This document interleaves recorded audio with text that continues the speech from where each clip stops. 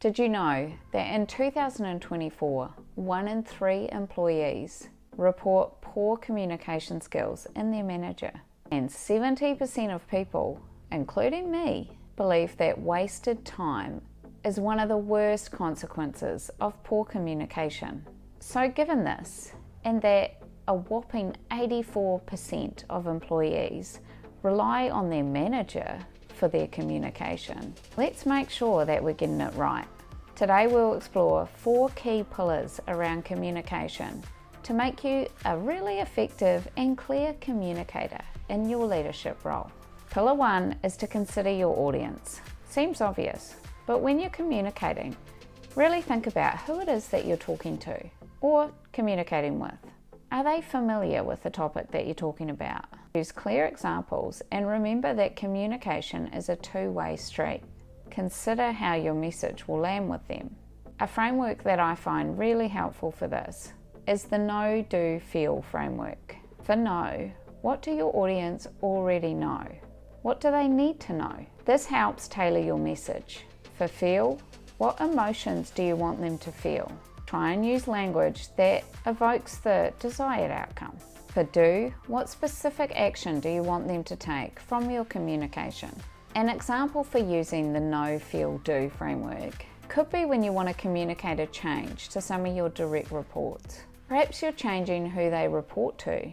What do your audience already know? Well, presumably who they report to. What do they need to know? That who they report to is changing, why it is changing, and who are they going to report to now? What do you want them to feel? If it was my team, I would want them to understand that this change is good.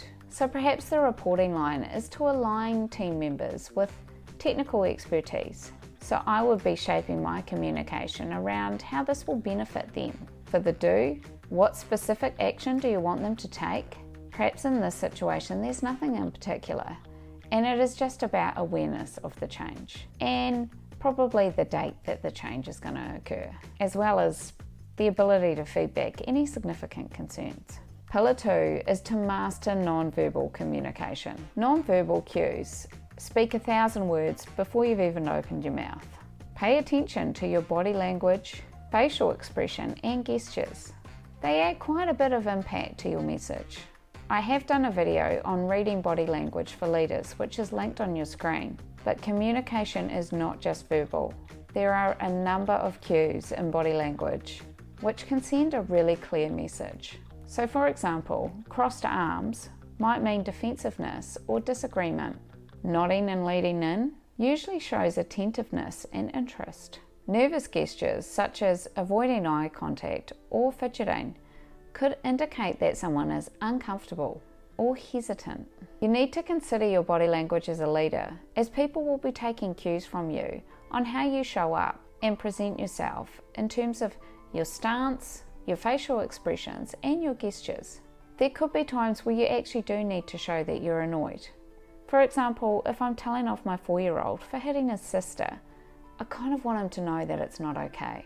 So some annoyance here is fine.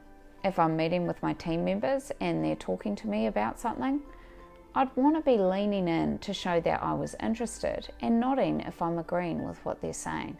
I would also want to ensure that I wasn't looking across the room at something else or fidgeting or any way distracting them from what they're trying to talk about.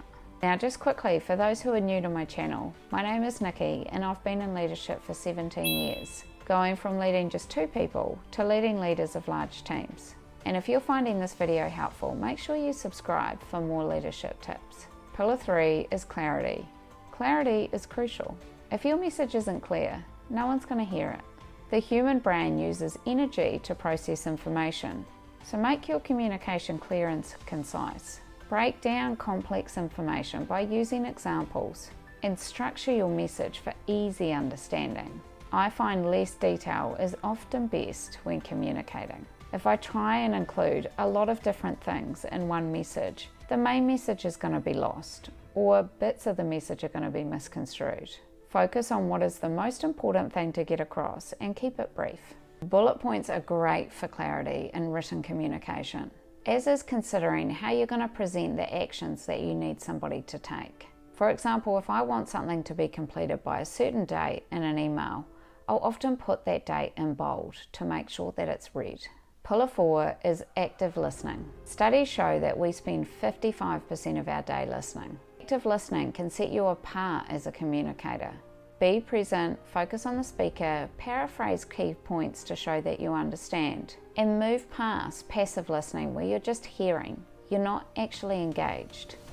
Some key tips to help support you with this include giving your full attention, putting away any distractions, your phone, maintaining eye contact, and showing genuine interest.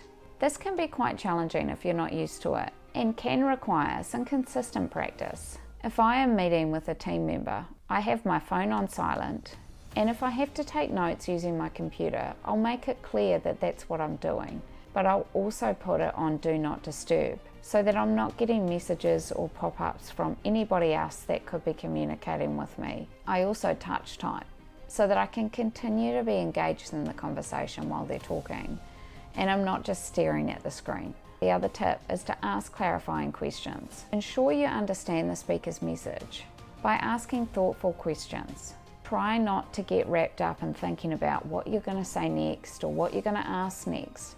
Just try and be present in the moment and listening to what they're saying. Paraphrasing and summarizing can really help with this. If you're repeating back what you think they're saying to you, then they can then correct you if you're not quite on the right track. It not only ensures that their message is clear for you, it also shows that you are actually listening to what they're saying. It's important to consider your non-verbal cues as well. Maintain open body language by nodding your head and using facial expressions to show that you understand. It's pretty hard to keep talking to somebody if they're just staring at you with no expression on their face. So just consider how you're presenting when you're listening to somebody too. And in the meantime, consider your audience, master non-verbal communication, prioritize clarity, and check out the video linked on your screen for more active listening tips. And you can become a more effective communicator and a better leader. Thanks very much for watching.